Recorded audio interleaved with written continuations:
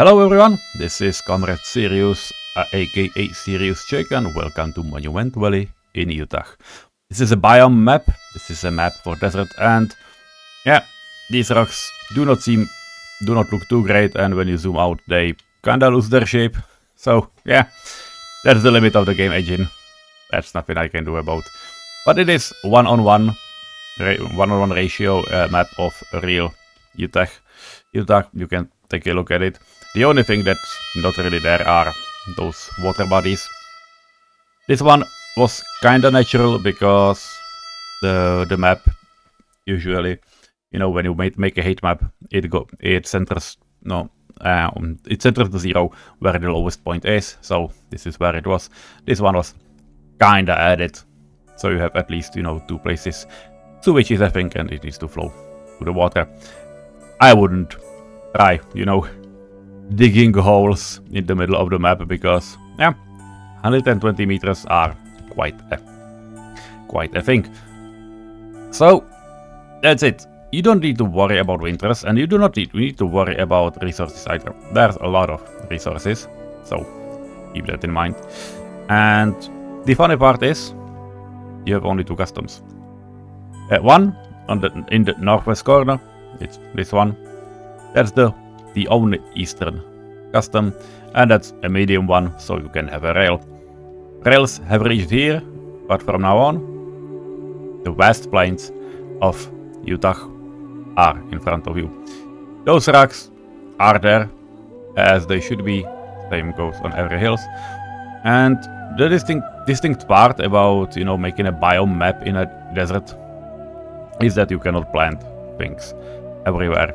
For example, if I would decide, yeah, there's a lot of, you know, free space, let's, you know, do some fields, you can't, because there's nothing wet.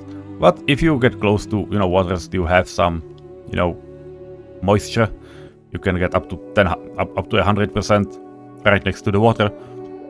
But obviously you cannot plant crops everywhere.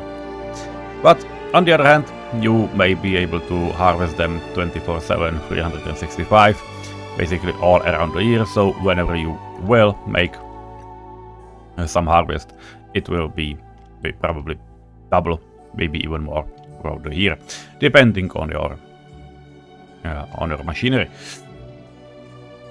As you can see, many hills have some moisture in them and around them. It's mirrored by the vegetation. So if you are looking at the map down here, you can probably guess where it will be better moist and where will feel be okay, and where, like here, where they won't.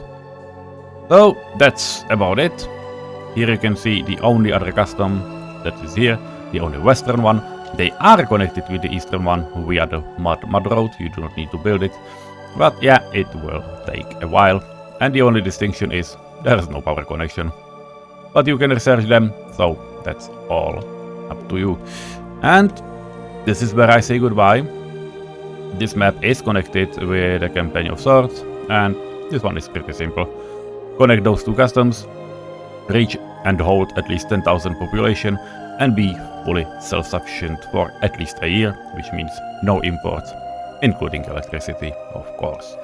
You have a lot of options, including, you know, for example, things like how it's called, a solar power, and you have a lot of, you know, corners of the map to explore, like these ones.